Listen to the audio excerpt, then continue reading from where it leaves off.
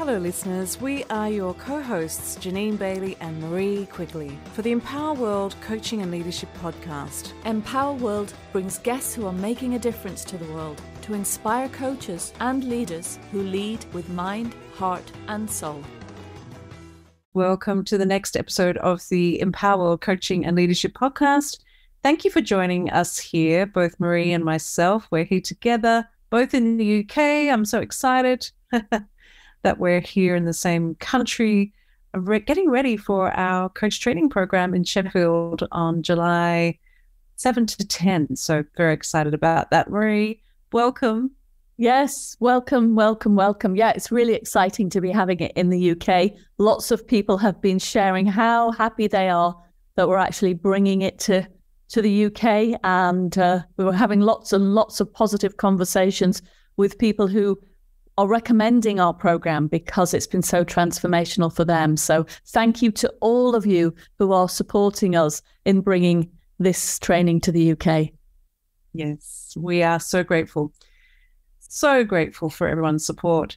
And so today we decided to record a podcast around basically a newsletter and a blog that we've been creating on a fortnightly basis recently. And we created a LinkedIn newsletter. So if you haven't joined us on LinkedIn, please do find us and subscribe to our newsletter. And we did one the other week around grief and how coaching can support people who are experiencing grief. And we wanted to talk about it on this podcast because we haven't recorded anything like this before.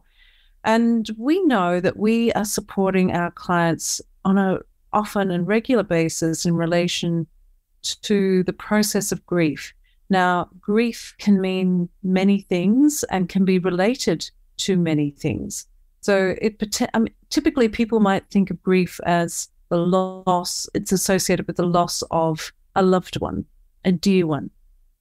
And of course, it can also be associated with the loss of a job, something that we were passionate about, or maybe not even passionate about, but still there's something about the security of a job that once it's gone, there is a grief process.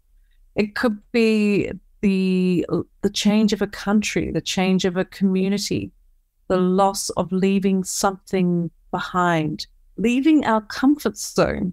There could be a grief process related to that. So we are speaking to our clients, partnering with our clients on many occasions to support them through that grief process, no matter what that involves. And we truly believe that these skills of coaching, these powerful skills of coaching, support our clients to process that grief so that they come through it resourced, empowered, new perspectives, new ideas, in a place of appreciation and acceptance, and so much more. So we wanted to share some thoughts about what that means from a coaching perspective.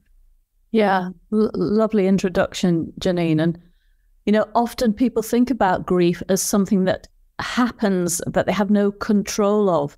As you mentioned, the death of a loved one or something like that, that's really quite shocking at times and surprising. But grief can also come when we make decisions to let things go, to move out of our relationships, or to change jobs or change countries. There's a process in the decision making that feels so scary just before we make it. And then when we step into this new space, there can be space for grieving. I'm thinking of friends who've decided to leave marriages or leave relationships, and it was their choice, but it's still so painful, so difficult for them. And the grieving process takes so much more time and is not linear in any way. I know, is it Catherine Kubler-Ross talked about the grieving process in 4 or 5 stages, and actually she didn't mean that it was going to happen in a linear process. It can mean that you feel angry, that you accept, then you feel angry again, and then you move into the different stages and move through them often varying degrees. Yeah, a lovely perspective that you've shared here, Marie. And I'm thinking about the very first time I moved country, when I moved from Australia to the UK. And there was so much that I was enjoying about being in Australia at that time. So many things were opening up for me in many different ways. But I also knew that I had this real deep calling to live in the UK as well. It felt like home. And so I remember that there was a mix of emotions of joy, appreciation, but also that grieving of leaving my friends and family behind and the things that I loved. So there was certainly some letting go. I needed to create space for letting go to open up what was possible. So it is possible to experience this mixture of emotions. And as you shared, Marie, it's not a linear thing. All sorts of things can trigger off those powerful, empowering emotions, but also those emotions that take us to a place that doesn't feel so good. And it's necessary and part of the process of growth, expansion, letting go, and calling in, bringing in the new. Absolutely, yeah. And I think it is important to define that there are therapists who work with people through grief in a very therapeutic way that as coaches we don't.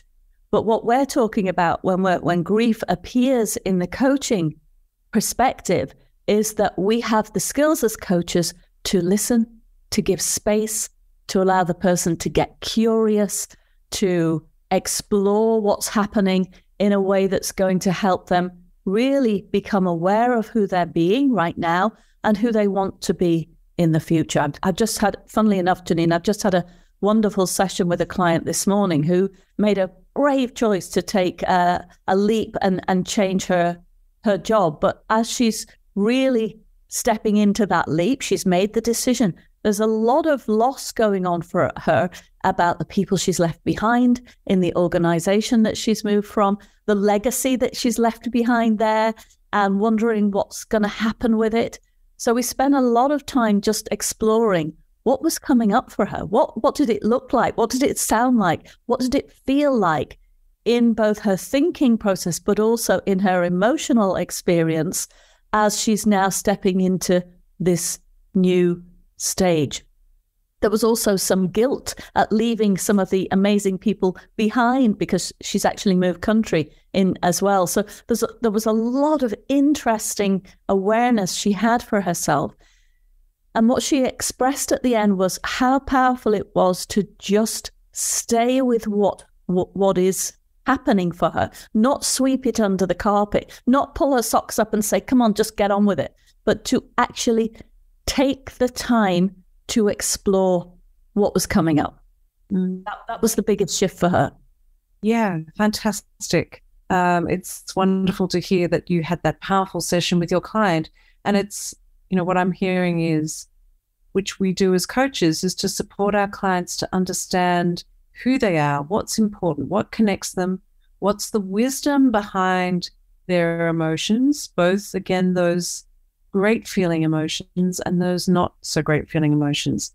So appreciating what's truly important, what connects to values, to the client's values, their motivations, their aspirations and dreams, and so much more. So by staying present with the client in the present moment, not exploring the past, just what's here, what the client is bringing into the session, coaching the whole person, not at the surface level. It really supports our clients to take away, create conscious awareness of what's really most important. And with that understanding, that awareness, that learning, our clients can then make commitments to themselves about what they want to put into place that supports them with whatever they've brought into the session, what they wanted to achieve out of the session.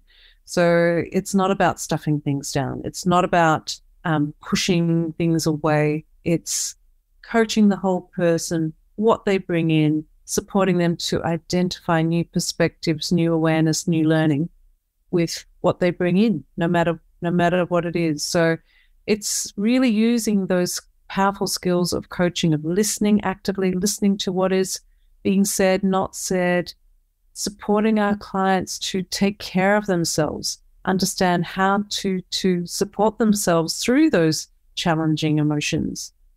It's staying in the present moment, exploring the emotions, because again, we know that's supporting the whole person, and really supporting our clients to find what they appreciate. What is it that they're grateful for in these moments that they can take with them to create their compelling, most beautiful life, even if it's challenging. But it's knowing and trusting that the client is naturally creative, resourceful, and whole. Absolutely. So if you notice your client is very, very reflective, or perhaps emotional, or very introverted inside themselves when it comes up in exploring in the session, simply have the courage to get curious with them, to stay in your presence, because if you stay in your presence, they're going to be more likely to stay in their presence. And find out what's happening now. What would you like to explore? Where would you like to go with this? What's that like for you? Those very simple questions can allow a deep awareness of what's happening in the moment, and processing it will allow them to have some relief in speaking it out. Thank you, Marie. Thank you for those wise words. Listeners, we hope you've enjoyed this podcast. We hope that it has supported you to be the best coach that you can be, or leader. And again, we appreciate your feedback and ideas for further podcasts. And if you liked this particular episode, please do like and share and spread the word. Thank you for listening, and we look forward to you joining us next time. Thank you. Thanks for listening. You can find out more about us on our website, www.empower-world.com, and on our social media networks, Facebook, LinkedIn, Twitter, Instagram, and YouTube. Be empowered.